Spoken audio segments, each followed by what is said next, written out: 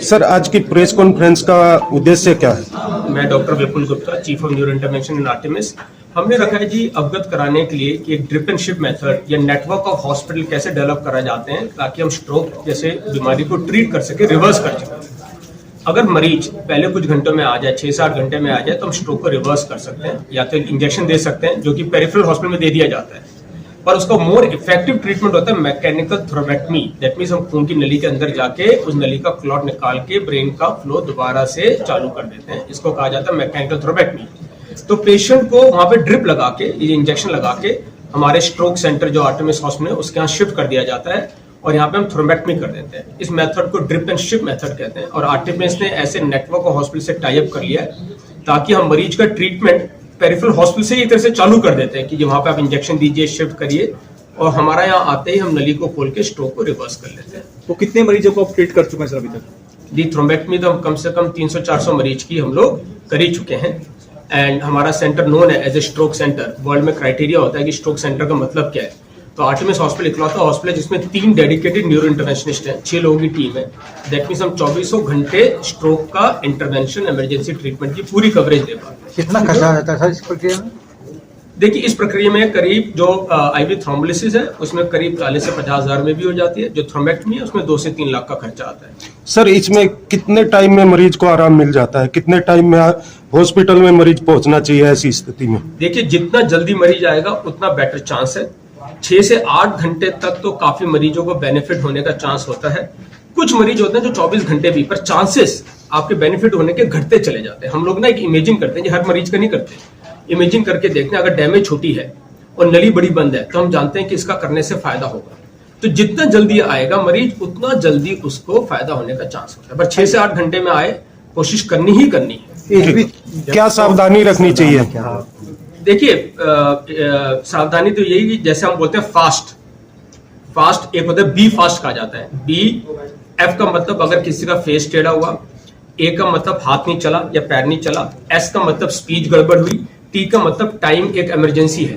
तो इसको हम कहते हैं बी फास्ट। जैसे ये साइन आप देखें, ज्यादा सोचना नहीं है, ऐसा कुछ साइन है तो जल्दी से जल्दी उसको स्ट्रोक सेंटर लेके जाए। अगर पेरिफेरी में है तो लोकल सेंटर में जाए जहां थ्रोम्बोलिसिस लग जाए और फिर थ्रोम्बेक्टमी के लिए बड़े सेंटर में शिफ्ट हो जाए।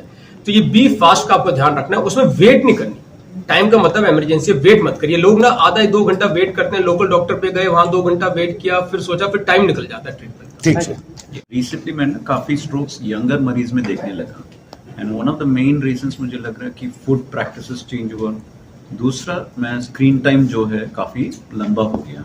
सो ये बोला गया कि दिन में 2 घंटे के ऊपर स्क्रीन में हम रहेंगे देन 20% रिस्क बढ़ता है स्ट्रोक का every hour you spend on the screen.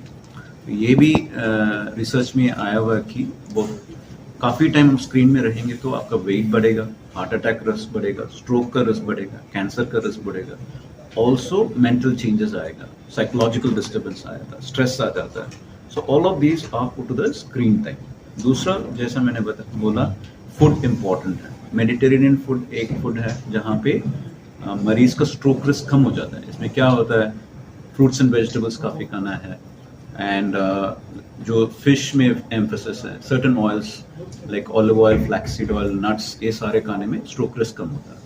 तीसरा ये बोलूँगा, हाइपरटेंशन, ब्लड प्रेशर जो है अर्ली आने शुरू हो गया एंड आप पेशेंट को पता नहीं रहेगा कि उसका ब्लड प्रेशर आ रहा है जब तक चेक नहीं करेंगे। सो इम्पॉर्टेंट मैसेज है कि आप ब्लड प्रेशर चेक करिए, एटलीस्ट एनुअली ट्वाइस आप चेक करना चाहिए। ब्लड प्रेशर 140/90 के ऊपर है देन आप नियरेस्ट फिजिशियन को दिखा दीजिए।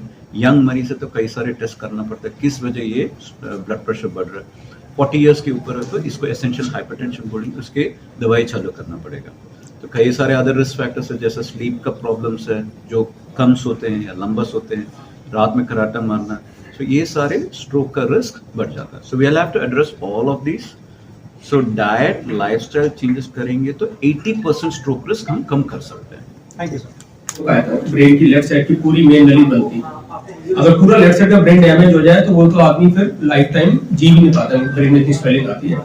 इनको रोहतक में एक हमारे डॉक्टर टाई अप है, डॉक्टर पवन शर्मा, उन्होंने थ्रोम्बोलिसिस किया, ड्रग दिया, पर हमें पता था उससे शायद काम नहीं बनेगा, तो उन्होंने हमारे से टच में थे और इमीडिएटली शिफ्ट किया आर्टेमिस हॉस्पिटल में। अग्रिम इंस्टीट्यूट ऑफ न्यूरो साइंसेज में, जहाँ पे हमने मैकेनिकल थ्रोम्बेक्टमी प्रोसीजर से जाके मेन ब्रेन की नली को पूरा खोल दिया। क्योंकि हमारे को पहले से इंफॉर्मेशन थी, सब पिक्चर्स अवेलेबल थी, हमारी टीम बिल्कुल तैयार थी, हम जल्द से जल्द ये कर पाए।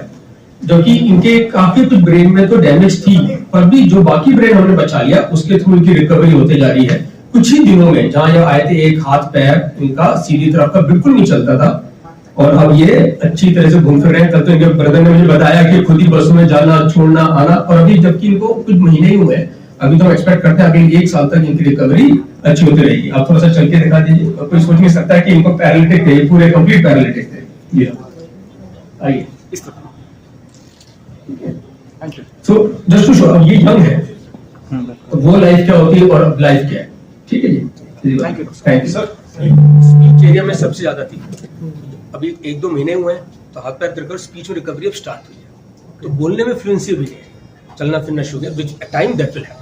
आप अपना इनको कोई डेफिनेशन बता दीजिए, कहाँ से आए थे, कैसे? ये इनका जी मिस्टर संगीत है, ये रोहतक में, ये फादर साहब हमारे डायरेक्टर रोहतक में रहते हैं। वहाँ पे इनको मेजर स्ट्रोक हुआ, ब्रेन की लेफ्ट साइड की नली पूरी बंद थी। वहाँ पे न्यूरो फिजिशियन है डॉक्टर पवन शर्मा, जिनसे हमारा टाई अप है स्ट्रोक पेशेंट्स को ट्रीटमेंट में मैनेज करने के लिए। उन्होंने इमीडिएटली हमें कनेक्शन किया, तो हमने बोला उनको वहाँ पे थ्रोम्बोलिसिस थेरेपी दे दी जाए, जो इंजेक्शन होता है उसको कहते हैं ड्रिप दे देना, और फिर इमीडिएटली इसको शिफ्ट करें आर्टेमिस में, क्योंकि जब ब्रेन की मेन नली बंद है तो थ्रोम्बेक्टमी प्रोसीजर है जो रोहतक में नहीं होता। पर हमारे पास सारे इनका क्लिनिकल डिटेल्स, सारी इमेजिंग हमारे पास पहले ट्रांसफर हो चुकी थी। तो जैसे ही हमारी इमरजेंसी में पहुंचे हम लोग एकदम प्रिपेयर्ड थे, हमने इमीडिएटली इनको थ्रोम्बेक्टमी प्रोसीजर के लिए लिया और ब्रेन की पूरी लेफ्ट साइड को नली को खोल दिया। जब भी ना बोलने की शक्ति और सीधे हाथ पैर बेकार थे और बेहोशी में थे, क्योंकि हमने नली खोल दिया तो रिकवरी स्टार्ट हो गई। हॉस्पिटल में डिस्चार्ज से पहले चलना फिरना शुरू हो गए, अब तो इंडिपेंडेंट हो गए, बात पूरी समझनी शुरू हो गए, बोलने की शक्ति भी विद टाइम बेटर होती जा रही है, और हम एक्सपेक्ट करते हैं अगले 6 महीने से 1 साल में और काफी बेटर होंगे। डॉक्टर साहब, जिनको लगवा हो जाता है तो वो कितने समय में आपके पास आ सकते हैं और कितने समय में रिकवर हो सकता है सर? क्योंकि लगवा एक बार हो जाता है तो वो आसपास ही जाते हैं हॉस्पिटल। जी हाँ, जी हाँ। तो वो कैसे आपके पास पहुंचेंगे सर? देखिए, लकवा होता है तो ये जो थ्रोम्बोलिसिस थेरेपी है, इंजेक्शन है, वो 4.5 घंटे तक दिया जा सकता है। थ्रोम्बेक्टमी 6 से 8 घंटे तक ज्यादा इफेक्टिव होती है। कुछ मरीज को हम 24 घंटे तक भी कर पाते हैं, वो इमेजिंग करके डिसाइड करते हैं। बेस्ट तो मैं एडवाइस करूंगा जब लकवा हो तो लोकल वेट ना करें घर पर इंप्रूव करने की। नंबर 2, किसी फिजिशियन लोकल पे नहीं जाए, जो उस एरिया के अच्छे न्यूरो फिजिशियन हो, न्यूरो का हॉस्पिटल वहां जाए, क्योंकि थ्रोम्बोलिसिस पेरिफेरी में दे दी जाती है। पर अगर वहां पर पिक्चर में निकला मेजर नली बंद है तो उसको वहां से जल्दी से शिफ्ट करके थ्रोम्बेक्टमी सेंटर में लाना चाहिए, जिसको जैसे मैंने कहा drip and shift method best रहता है।